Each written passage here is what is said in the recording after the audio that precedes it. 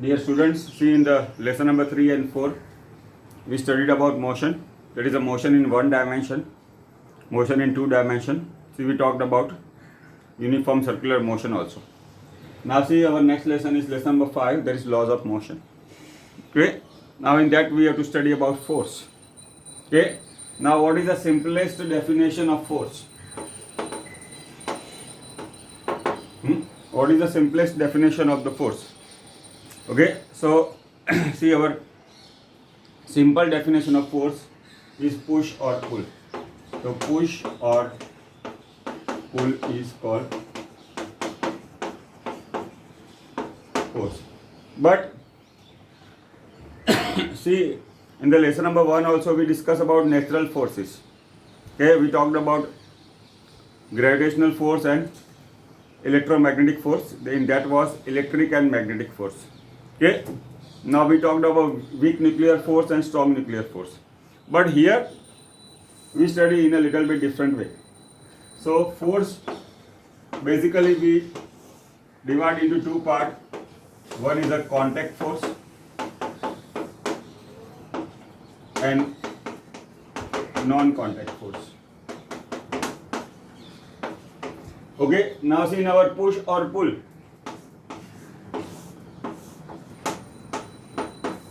Now this is our pull. Now suppose a table is there. Okay, now see in our push or pull, we have physical contact with the object. So pull is example of contact force. Now see frictional force, that we are going to study in this lesson also. Okay, that is also contact force. So in a contact force there is a physical contact between the object. Now see the gravitational force.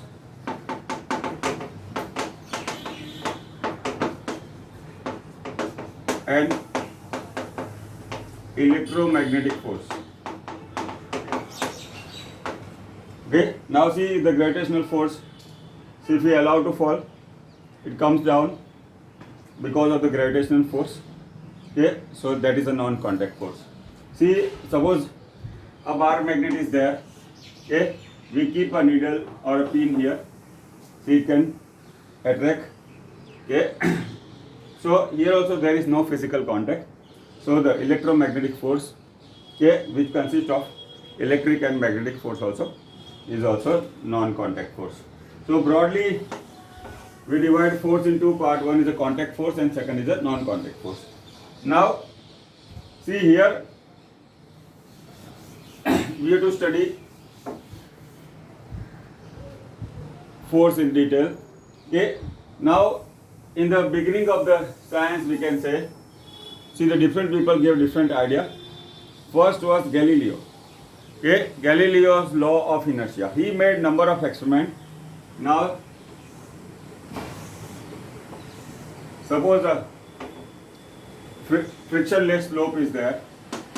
He allowed to fall this object. Okay, now if it is a frictionless surface, see the ball will reach to the similar height. Okay, but what happens if this slope is reduced, let us say like this, then he assumed that, see this ball when allowed to fall from the slope, here he assumed that suppose there is a height h, from he allowed to the ball to move down on a slope, see he assumed that it will reach to the same height. Okay, now when the slope, other slope is reduced, he assumed that this will move continuously, but this did not happen. Okay, why? Because see the friction is also there, but that we'll study in detail. But the basic idea given by Galileo was Galileo's law of inertia. Okay, see he was the first one who coined the word inertia. Now see in chemistry you study about inert gases, na? Yeah, the word inert means inactive. Okay, see the Gujarati word is interesting. તમે ક્યારે ને ક્યારે કોઈ સાંભળ્યું જ હશે. એ mummy કે પપ્પા પાસે ક્યારે સાંભળ્યું છે ને? Yes, then enjoy the word. So the word inertia was coined by Galileo. Now he told that, he gave an idea that, see, a body at rest will remain at rest and a body in motion will continue its motion. Now, see what is inertia? See, property of a body to maintain its state either at rest or in motion is called. Okay? Or a property of a body to oppose the change. Property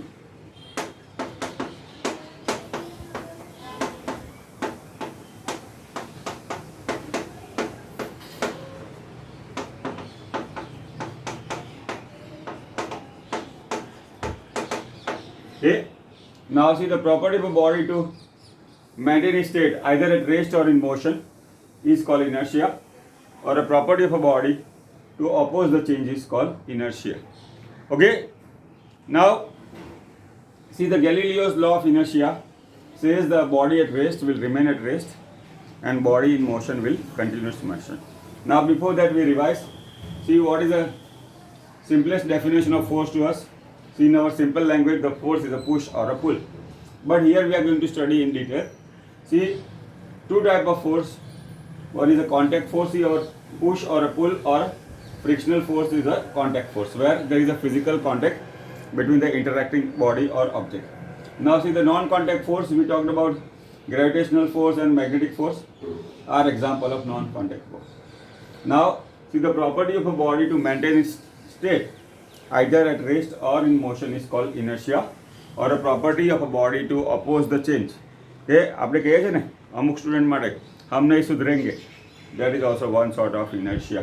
Okay, so the property of a body to oppose the change is called inertia. Now see, we write in the form of a statement.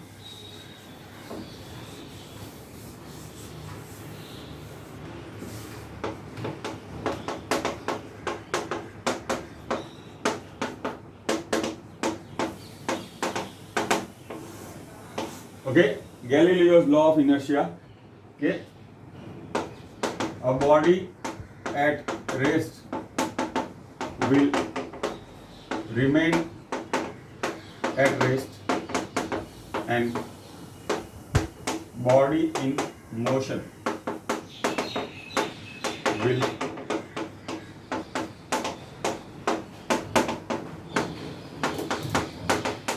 okay, that is Galileo's law of inertia. See, a body at rest will remain at rest and body in motion will continue its motion. Okay, now see our Newton's first law of motion, which gives the definition of the force, is also modified form of Galileo's law of inertia. But before going for that, we should see one more thing. See, first we talk of balanced forces. Now what are balanced forces? See, suppose a block is there.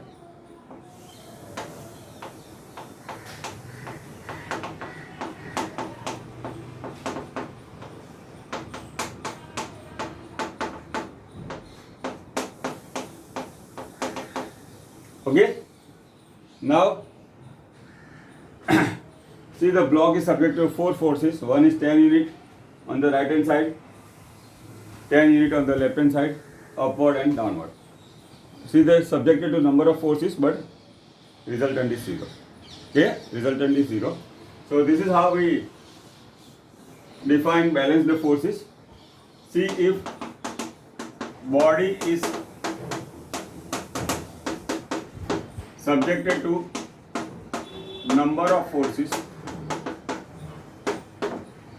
and resultant of all these forces, then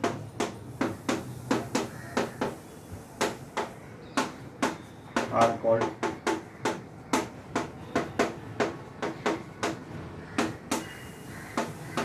okay. See, if a body is subjected to number of forces and resultant of all these forces is zero, then such forces are called balanced forces. Now see, next is unbalanced forces.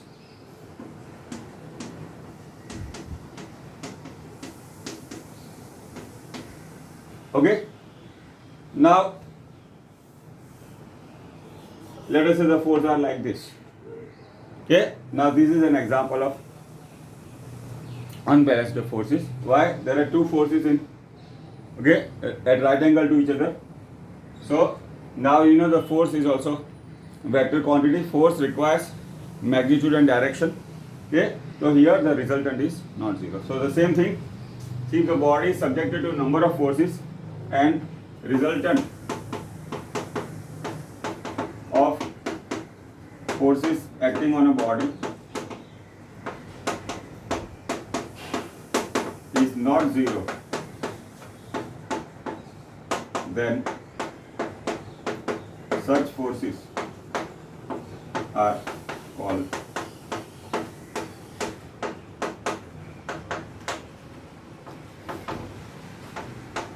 okay.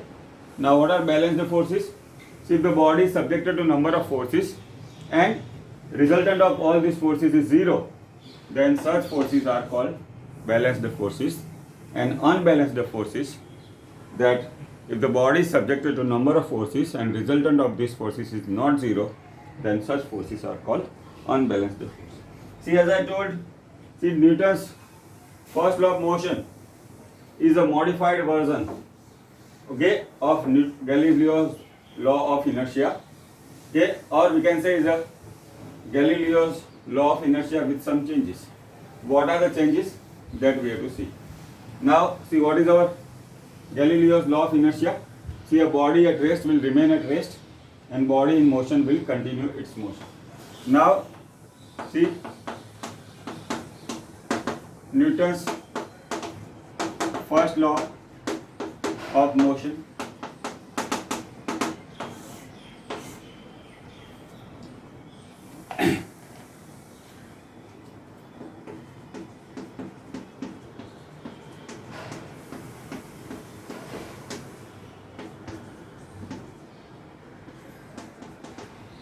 we have added this much part. Okay, unless an unbalanced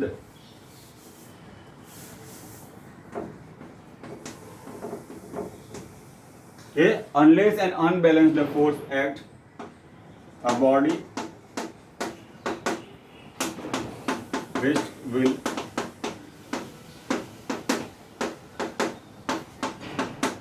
and body in motion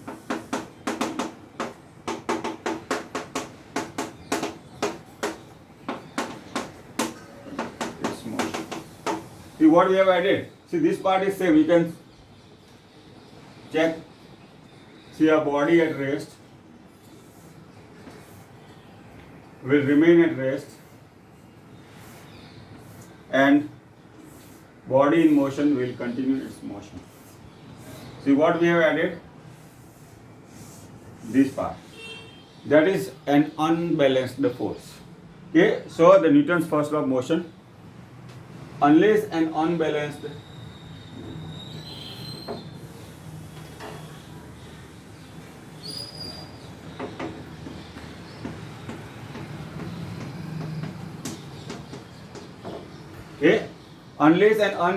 force act,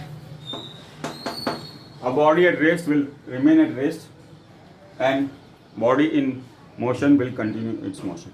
So from this we can say, to change the state of a body, an unbalanced force is required, or a force is required, in the common sense, in the general form.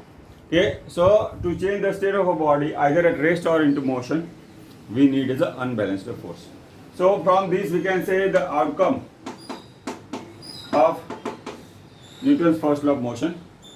See, the Newton's first law of motion defines force. Newton's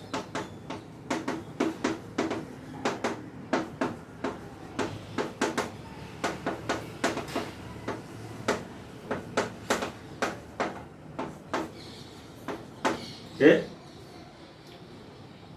So we have seen that the unbalanced force is required to change the state of a body.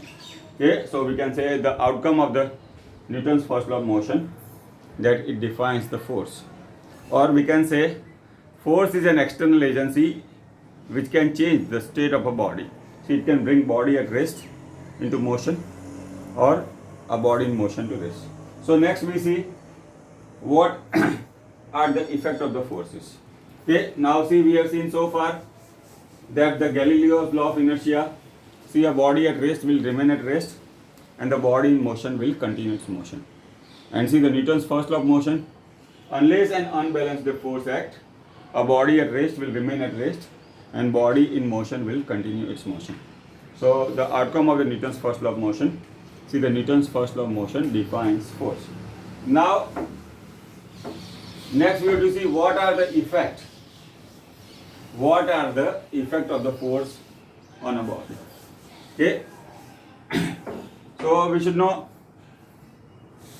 what can be the effect of the forces.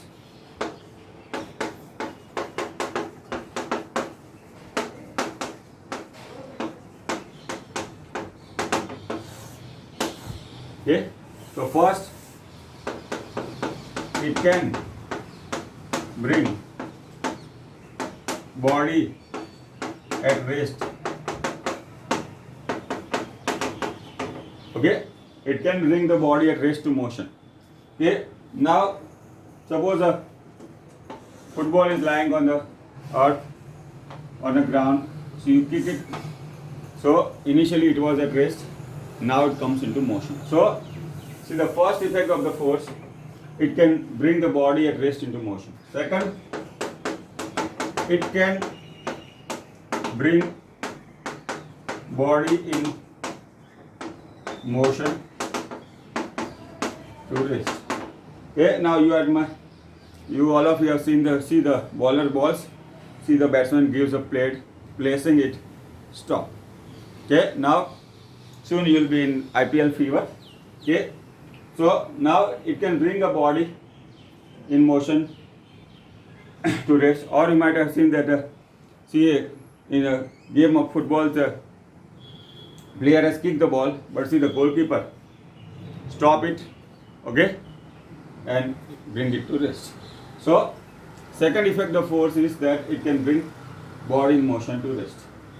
Third, it can change direction of motion of body. Okay, now see, a bowler gives a straight ball, bowls a straight ball. See, a cricketer gives a cover drive and changes its direction. Okay, or we can say by placing it in a different direction. Okay, he can change the direction. Okay, so the third is can change the motion of a direction of motion. Fourth, it can change shape of body. Okay, it can change the shape of the body. Now you studied in the 10th standard. See the property of the metals. Say malleability and ductility. Okay, so from a metal rod, okay, it can drawn into wire. So that is a also property, that is ductility. So it's a lump of the metal. See, by proper processing, it can be drawn into wire. See, another is a malleability. See, a metal lump or a large piece of the metal, by processing, cut it down in the sheets. So, or you know, the forging also. Okay, the metal pieces are given desired shape. Okay, લુહારને તમે જોયો છે ને શું કરે છે કે ભાઈ લોખંડનો ટુકડો હોય okay, or metal pieces give it to different shape. So that is change in the shape. So these are the effect of the force on the body. See, the first, it can bring the body at rest to motion.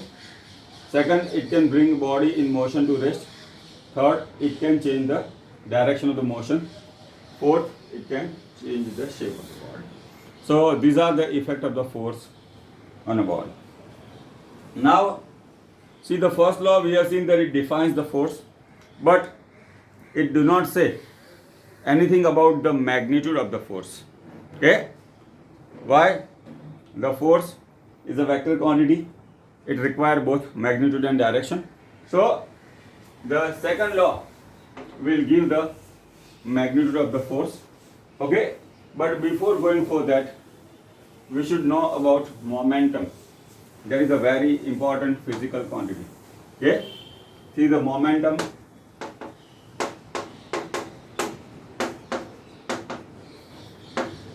is denoted as P. Okay? See, the product of mass and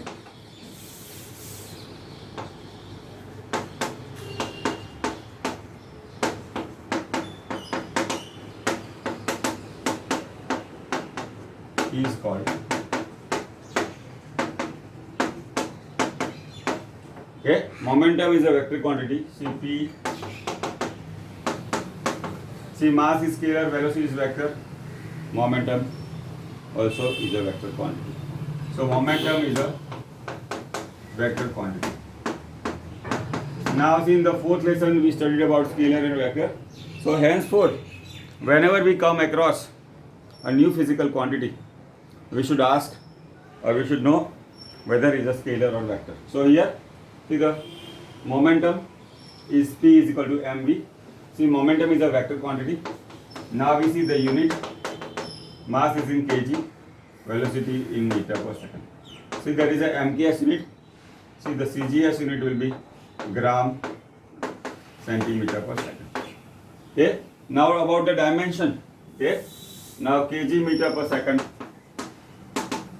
There is m1. Length is l1 upon t1. Okay. So that will be the dimensional formula. See, m1 l1 t minus 1 is the dimension of momentum. See, the product of mass and velocity of the body is called momentum. See, the momentum is a vector quantity. So its direction will be in direction of velocity. Okay? Its direction will be in direction of velocity. Now unit is kg meter per second, that is mks unit, and cgs unit is gram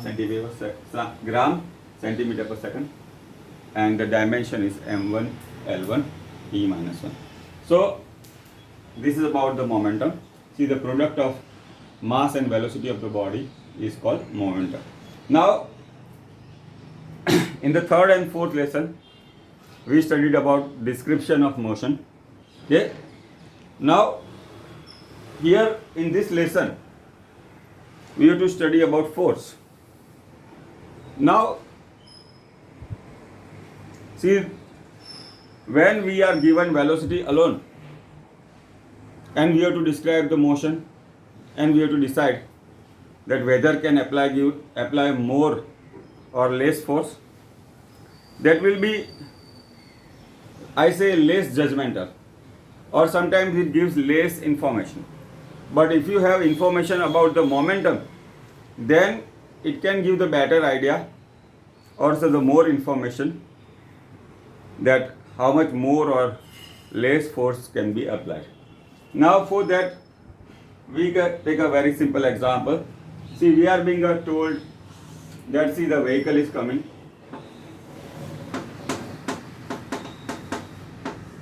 One is coming. Okay. Now that is moving with a speed of, let us say, 100 km per hour. Okay. Now you can think of your bike also. Okay, that you are very much fond of. See, moving on a vehicle, see, the velocity is 100 km per hour. Okay. Now on the opposite direction on the same road, see the vehicle 2 is coming, okay, which has a velocity of, let us say, 5 kilometers per hour. Okay, think like that you and your friend are moving on a bike, okay, at a high speed of 100 kilometers per hour. See, a vehicle is coming in the opposite direction, which has a velocity of only 5 kilometers per hour. Now suppose there is a collision यानी अथड़ाव. Now which will apply more force? Naturally you will be thinking that, see, because your vehicle 1 has a very large speed, see the speed is, let us say, 20 times more. If there is a collision यानी अथड़ाव, this will apply more force. So right now we know only the velocity part. See, the vehicle 1 has a velocity of 100 km per hour and vehicle 2 has a velocity of 5 km per hour. Okay, right now we do not have more information.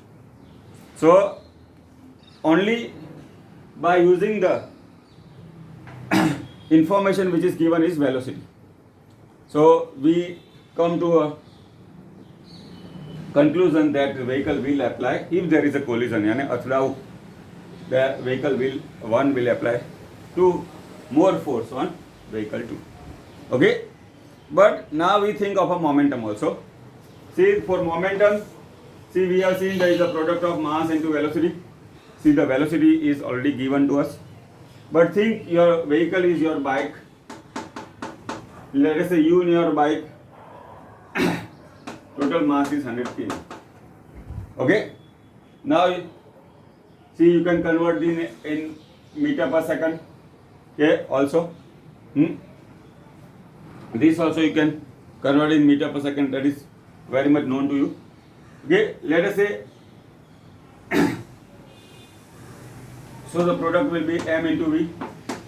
See, I do not convert into the meter per second, 100 into 100 into, let us say, your 10/36. Okay, kilometer per hour. But see, the second vehicle is your road roller. Okay, which has a mass of, let us say, 50,000 kg. Okay, so now if I calculate mass into velocity, but you can see this, you can calculate, you can check, this value will be very large. This value will be very large, and if there is a collision between this bike and a road roller, now you can easily predict which will apply more force. So in the first case we had only the velocity part. From that we came into a conclusion that, see, the vehicle 1, which has a very large velocity compared to vehicle 2, will apply more force. But see, what happens if a bike collide with a road roller? Okay, naturally, see, the road roller, because it is massive, will apply more force. So we can see that by using the momentum, if we have an information of product of mass and velocity, see, that will give us a better idea. Now you can check that. See, this will apply. See, the road roller can apply more force on the bike. So that's why we say, when we want to talk about the force, that which object can apply more force, see, the momentum will give more information than velocity alone. So that's why I say, when we want to discuss about the force, see, the momentum will apply, momentum will give more information than velocity alone. So this is the importance of the momentum. Okay, now we see Newton's second law of motion, that gives the magnitude of the force.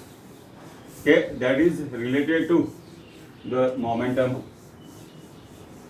itself. So the statement part.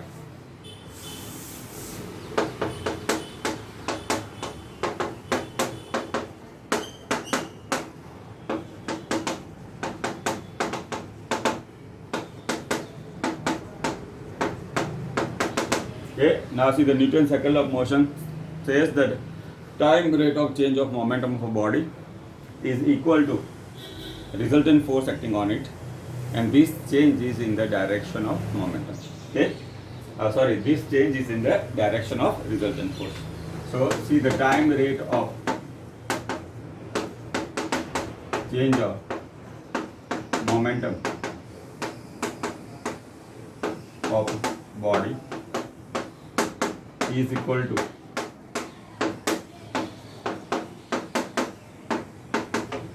resultant force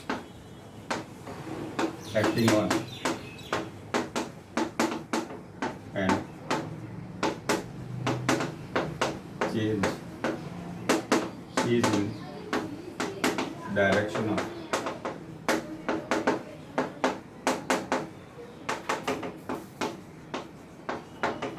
see the statement.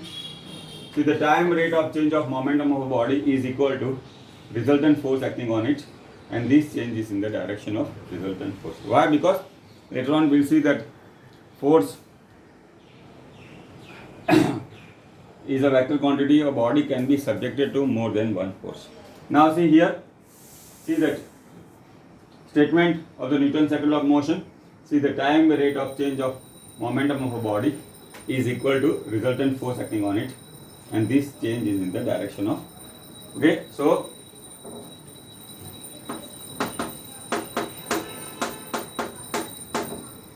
delta P and delta T are change in momentum. So if I put F is equal to K delta P upon delta T, okay, or we can write in the form of differentiation. Okay, now see the momentum, we know P is equal to mv. Okay,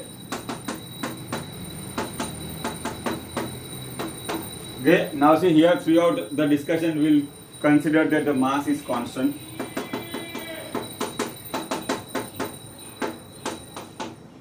Okay, now see the dv by dt is nothing but acceleration.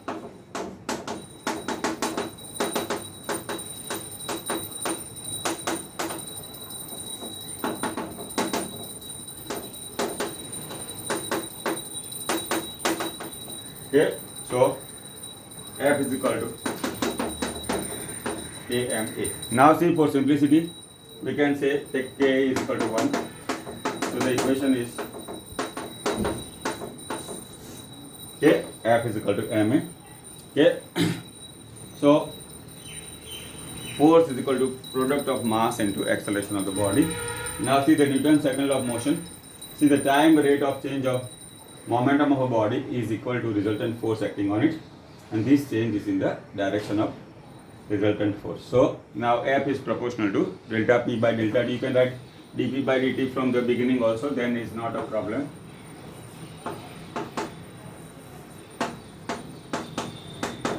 Okay, now P is mv. Okay, so K into mv d by dt of mv. See, mass is really considered constant. There will be some instance in which mass will be variable mass, but right now we do not discuss it. So this will be Km dv by dt. Okay, now K is equal to 1 we can take for simplicity. So force is equal to mass into acceleration. Okay, so this you can write in vector form also. We can, because the momentum is a vector quantity.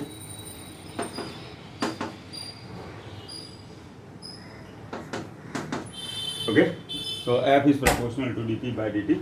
Okay, F is equal to K into dP by dt. See, K we take some constant. So now the momentum P is equal to mv. Okay, now momentum is a product of mass into velocity. So here mass we consider as a constant. So it will be m into dv by dt.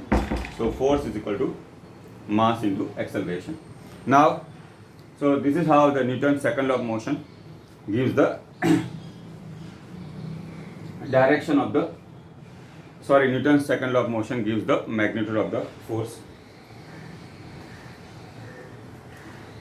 Now from this we can see determine the unit and dimension of the force itself. Now see the force is equal to mass into acceleration. Mass is in kg, acceleration is in meter per second square. Okay. Now kg meter per second square is called Newton. Okay. In honor of the scientist Newton. Now, so the MKS unit of force is kg meter per second square or Newton.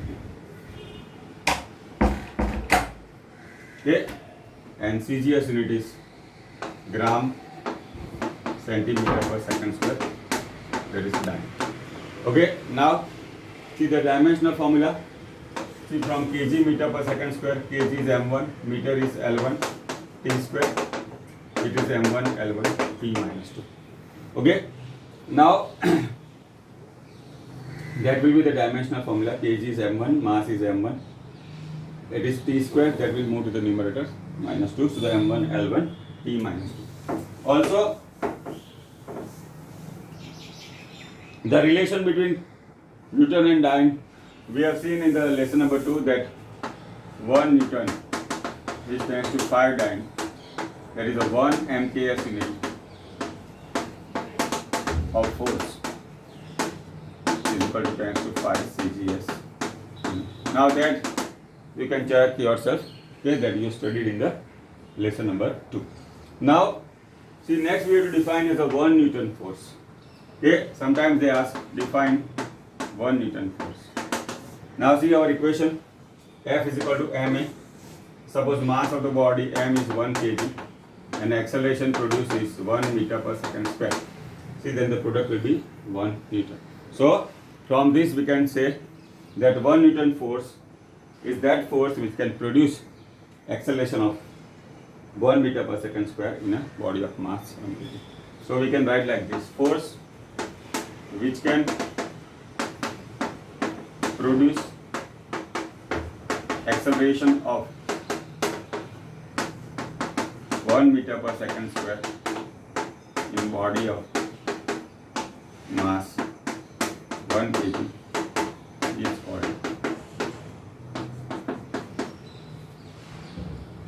1 Newton force. Okay, so 1 Newton force is that force which can produce acceleration of 1 meter per second square in a body of mass 1 kg. Now, see, the force is a vector quantity. Okay, force is a vector quantity, so it can have component.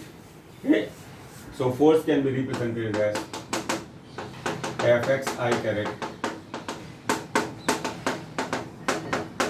Okay, now see, Fx we can write as dpx upon dt. That is the x component. Fy is dpy.